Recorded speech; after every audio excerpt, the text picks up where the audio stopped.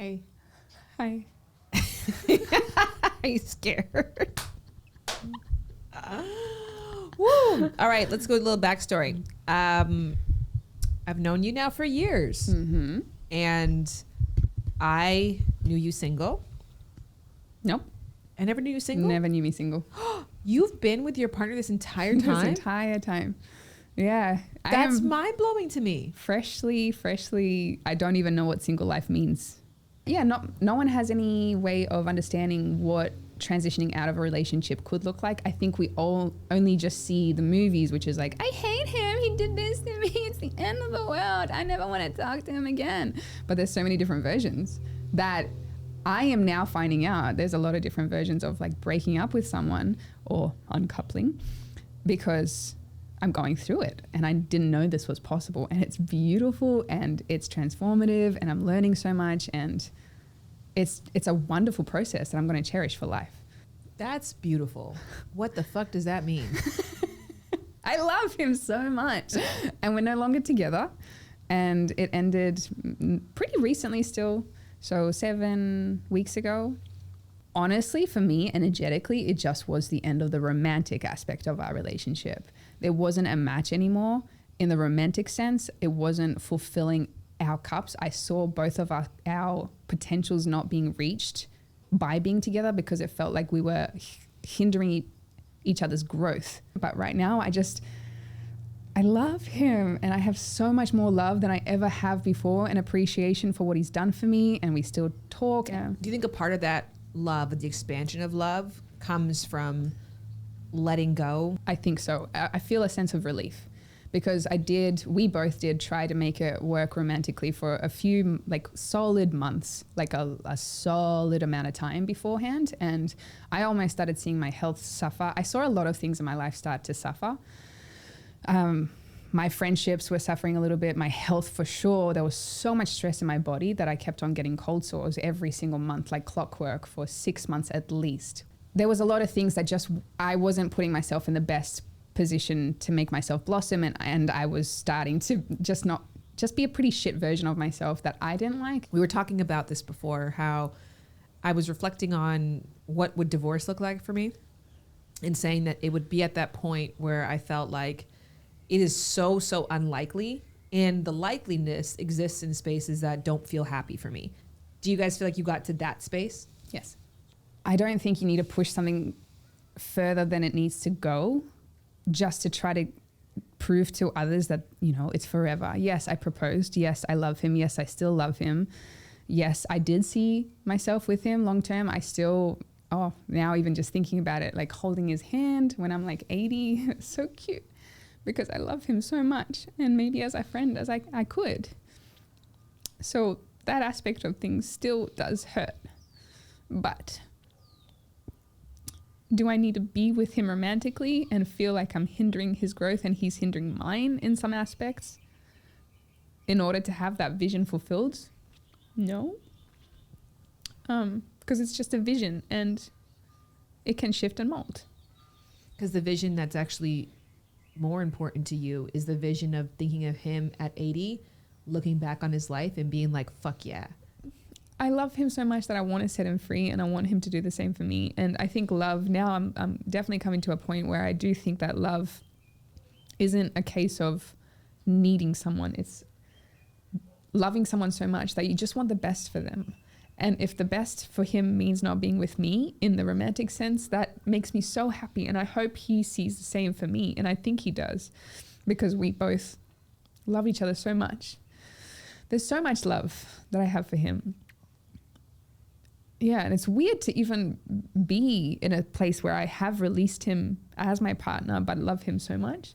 And for people to say, well, it's a sign that you should stay together. I don't know if that's true. I don't know if that's true. I don't think love needs to be limited to he's my partner. I think it can be so much more than that, actually. I think that both are true, actually, because I want to acknowledge your tears. I'm like a robot who's like, the show keeps going. We just have a human moment. Gets me every time. Have a human moment with you. I'm sorry that you're feeling pain right now. No, it's not pain. It's just beauty of, the vision of, wanting to hold his hand when I'm an old lady would be very cute. But I hope I can still do that as a friend. overall, to me, the incompatibility feels like that person was on a path of structure and specific goal orientation and targets, and you were on a path of discovery, play, exploration, and maybe dismantling a bit of the structure that you used to have in the past. Yeah.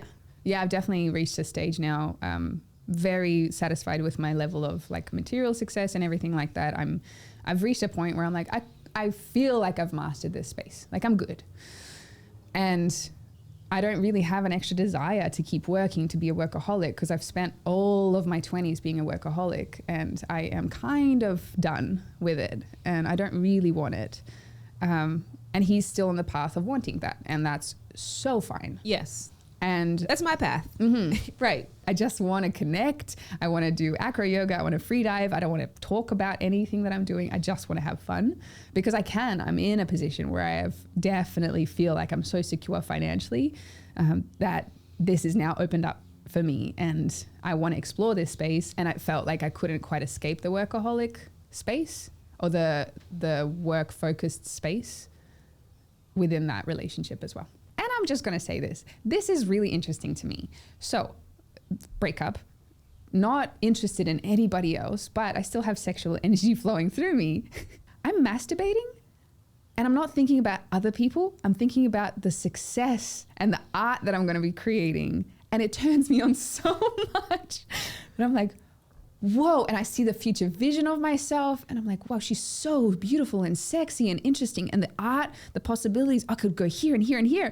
And I'm literally orgasming To yourself. to the thought of what is possible for myself. It's crazy though, because you don't want to be that person that's like, I'm starting over. But I don't know, there's also, it's not quitting is failure. I feel like lots of people that have come online and said, oh my gosh, I can't believe you broke up, failure. I thought you said you're going to be together forever. You proposed all this. It's like, yeah, but why are you labeling this as a bad thing? Right. Because it's not necessarily bad. Like he's going to come out of this better. I'm going to come out of this better. And the loss is of what? It's only their perception of what is being lost of this like romantic relationship. But what about the gains? Is it worth pushing something so strongly just because you said it's going to be forever? I tended to be with guys where I would go into the relationship really trying to help them grow, and whatever it is that they wanted to achieve, I would just help them. It was a one-way thing to a certain degree. Like, of course, I learned from my partners as well, but that one particular relationship I had where I don't want to say he started off with nothing because that sounds terrible, but he started off at a very low level in his career, and I helped him become the person that he is today. Like, that's just fact. And I guess at the end of the day, I felt like I was giving so much of that, and I wanted someone to give that back to me. Did that leave you feeling used? I didn't feel used by any means, but I felt like I was taken for granted, like I wasn't appreciated. So the concept of relationship cocooning that I was talking about with Sorelle is that there are certain relationships where you don't leave because it was bad, but you leave because it was as good as it could be. But in order for you to achieve the next level of greatness in your life, it's not likely that you can do it with that person anymore. And we came up with the term, relationship cocooning. You coined it, and it's the exact perfect thing that describes it. Because when I try to tell people, like, people are trying to understand, like, well, what did this happen? Was me beating you? And wasn't this? And like all these, I'm like, there wasn't this ridiculous toxic relationship that was happening that I had to be like, I can't do this. This is disgusting. And it wasn't that. So it's like, this is the perfect term to explain what I went through. How different is your life now versus the life that you probably would have had you have stayed? I'd say it's pretty different. I just became a new mom, moved to a new city. I acquired land, made different business ventures. I traveled like crazy. Oh my God, I was to Africa 3 times in 1 year. Did the end of your marriage change your perspective on the overall goal of being in romantic partnership with someone? Yes, definitely. I grew up on the same kind of fairy tale one person forever, that's it, and it's just going to be this bliss and you ride it out no matter what kind of thing. Whereas that whole experience really made me feel like there are people for different seasons of your life, and people serve different purposes in your life, and not every relationship has to last forever. Because you can have forever and it's not, you're not happy. Like, a lot of us look at like past relationships and be like, oh, people before us, they were staying together forever, they whatever. And it's like, yeah, how many of our grandmothers or grandfathers were actually happy? Like, sometimes you're like, just because they stayed though, that's the epitome of success, I think, is what we kind of grow up thinking. But yeah, this definitely changed that for me.